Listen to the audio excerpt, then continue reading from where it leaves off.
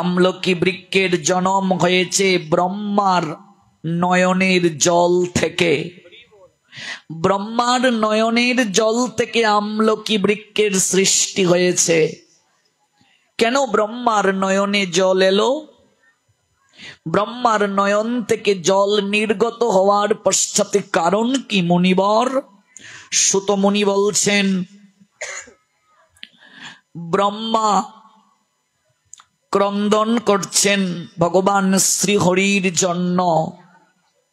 পুরাকালে একার্ণব জলে স্থাবর জঙ্গম দেবতা, অসুর এবং সকল সৃষ্টি যখন বিনাশ প্রাপ্ত হয়, ব্রহ্মা তখন মহামন্ত্র জপ করেন।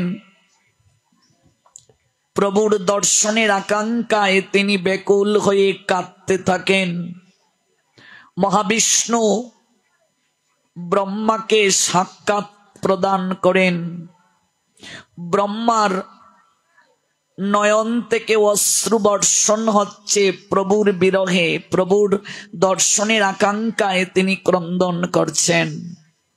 যখন ভগবান বিষ্ণুকে দর্শনের আকাঙ্ক্ষায় ব্রহ্মা কাঁদছেন, সর্বপ্রথম ওই নয়ন থেকে জলবিন্দু যখন গড়িয়ে পড়ছে, ভূমিতে যখন পড়ল, ওই জলবিন্দু থেকে একটা বৃক্ষের সৃজন হলো। এটা হচ্ছে সৃষ্টির প্রথম কথা। মনে রাখবেন, এই যে আমরা মানুষ, এই মনুষ্য সৃষ্টির পূর্বে ব্রহ্মা যা কিছু সৃষ্টি করেছেন, সকল সৃষ্টির পূর্বে সর্বপ্রথম ব্রহ্মা সৃষ্টি করেছেন আমলকি বৃক্ষকে। আমলকি বৃক্ষ সর্বপ্রথম সৃষ্টি তত্ত্বে ব্রহ্মা সৃষ্টি করেছেন, এবং তা সৃষ্টি হয়েছে তার নয়নের জলবিন্দু থেকে। সেই বিন্দু হইতেই মহাতরু ধাত্রী, ক্ষণকাল মধ্যেতেই স্বয়ং উৎপত্তি, বহু শাখা প্রশাখা ও নত ফল ভারে, প্রথম প্রধান সর্ব তরুর মাঝারে। এই আমলকি সৃষ্টি করার পরেই ব্রহ্মা অন্য সকল জীবকে সৃষ্টি করলেন। তারপর দেবতাগণ সেই আমলকি বৃক্ষের নিকটে এলেন, দর্শন করে বিস্মিত হলেন। তখন আকাশে দৈববাণী হলো, হে এই মহাবৃক্ষ আমলকি নামে খ্যাত হবে। যখন বৃক্ষটা হলো, একেবারে ফলভারে নত দাঁড়িয়ে আছে, ব্রহ্মার নয়নের জল ভূমিতে পড়ার পর বৃক্ষটা সৃজন হলো, ফলভারে নত হয়ে দাঁড়িয়ে আছে।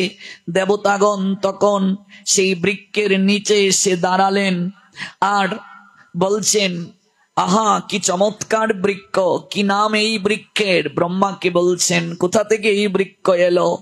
তখন আকাশে দৈববাণী হলো, হে দেবগণ, এই বৃক্ষের নাম আমলকি।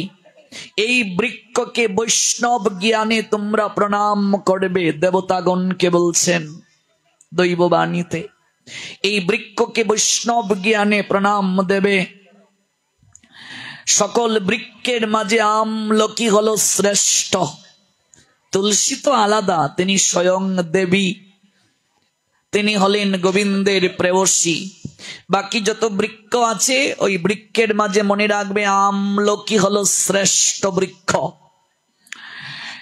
এবং কেউ যদি কেবল আমলকি বৃক্ষ বলে প্রণাম দেয়, দর্শন না করে কেবল মনে মনে বলছে আমলকি বৃক্ষ, আর করজুড়ে প্রণাম দেয়, একটা গাভী দান করলে যে ফল হয়, কেউ যদি আমলকি বৃক্ষ এটি উচ্চারণ করে যদি প্রণাম দেয়, একটা গাভী দান করলে যে পুণ্য হয়, সেই পুণ্য তার লাভ হয়।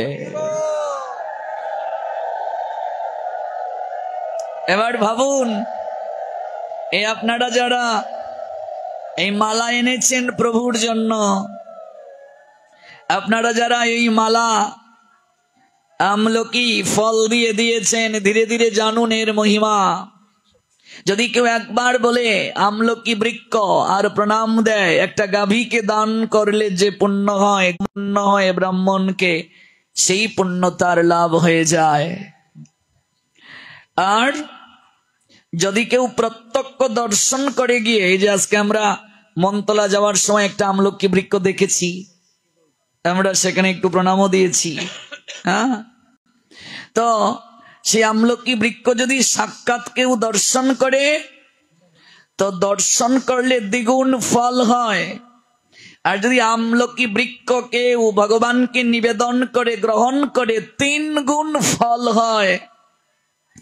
চিকিৎসা শাস্ত্র আয়ুর্বেদ আমলকিকে অমৃত ফল বলেছে। হরিতকি অমৃত ফল, আমলকি অমৃত ফল। আমলকি হলো অমৃত ফল, অমৃত তুল্য। যেমন কালিজিরা সর্বরোগের মহা ঔষধ, তেমনি ভাবে আমলকি এটিও সর্বরোগের মহা ঔষধ। চিকিৎসা শাস্ত্র, কেউ যদি আমলকি গ্রহণ করে তাহলে তার 3 গুণ ফল হয়। সেই আমলকি বৃক্ষের মূলে ভগবান বিষ্ণু অবস্থান করেন। মূলে কে অবস্থান করেন? বিষ্ণু। আমলকি বৃক্ষের ঊর্ধ্বে ব্রহ্মা অবস্থান করেন, যেহেতু তার নয়নের জল থেকে এই বৃক্ষের সৃজন হয়েছে। আমলকি বৃক্ষের স্কন্ধে অর্থাৎ স্কন্ধে মহেশ্বর অবস্থান করেন অর্থাৎ মহাদেব। আর আমলকি বৃক্ষের শাখা সমূহে দ্বাদশ আদিত্য অবস্থান করেন। প্রশাখা পত্রে দেবতাগণ অবস্থান করেন শাখা প্রশাখায়।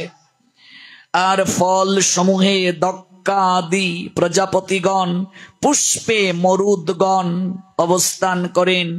এই বৃক্ষ সর্বদেবময়ী, সেজন্য ধর্ম অর্থ কাম সিদ্ধির জন্য এই আমলকি বৃক্ষ সর্বদাই পূজনীয়। তুলসী বৃক্ষ যেভাবে পূজনীয়, আমলকি বৃক্ষও সেভাবে পূজনীয়। তুলসী বৃক্ষের সমফল আমলকি বৃক্ষে, মনে রাখবে। যখন আকাশবাণীতে এই কথাগুলো উচ্চারিত হলো, তখন দেবতাগণ আনন্দ প্রাপ্ত হয়ে আমলকি বৃক্ষকে নমস্কার প্রদান করলেন। আর দেবর্ষি নারদ তখন সেই জায়গায় এসে বীণা বাজিয়ে বললেন, নারায়ণ নারায়ণ নারায়ণ। নারদ তখন বীণা বাজিয়ে বলতে শুরু করছেন, নারায়ণ নারায়ণ নারায়ণ। ব্রহ্মাকে প্রণাম দিয়ে নারদ বলছেন, হে ব্রহ্মদেব, হে ব্রহ্মদেব, এত মহিমা এই বৃক্ষের। কার্তিক মাসে যদি এই বৃক্ষের কেউ পুজো করে তাহলে তার কি প্রাপ্তি হয়? নারদ প্রশ্ন করছেন ব্রহ্মাকে। ব্রহ্মা তখন বলছেন, কার্তিক মাসে ওই ধাত্রী বৃক্ষ অর্থাৎ আমলকি বৃক্ষের তলায় যদি কেউ ভগবান শ্রীহরির পূজা করে, এমনকি প্রসাদ ভোজন করে, তাহলে তার সর্বপাপ নষ্ট হয়। কার্তিক মাসে সকল তীর্থ মুনি, যত দেব দেবতাগণ আছেন, সকল কিছুই কার্তিক মাসে আমলকি বৃক্ষের মূলে অবস্থান করে। যত তীর্থ আছে সকল তীর্থ এসে আমলকি বৃক্ষের মূলে অবস্থান করে। এবং কেউ যদি আমলকি বৃক্ষের ছায়ায় বসে ভগবানের কথা কীর্তন করে, হরিনাম করে কার্তিক মাসে, কিংবা কোনো কিছু দান দক্ষিণা প্রদান করে, তাহলে তার কোটি গুণ বেশি পুণ্য লাভ হয়। আর এই কার্তিক মাসে যদি কেউ ভগবান শ্রীহরিকে আমলকি ফলের মালা দান করে, যদি আমলকি ফলের মালা ভগবান শ্রীহরিকে, ভগবান দামোদরকে যদি কেউ এই কার্তিক মাসে দান করে, মালা কিংবা ফল যদি ভুগে দান করে, সে যদি মহাপাপীও হয়, ভগবান প্রতিশ্রুতি দিয়েছেন তার পাপ স্খলন করে অন্তিমে আমি তাকে বৈকুণ্ঠে গমন করিয়ে থাকি।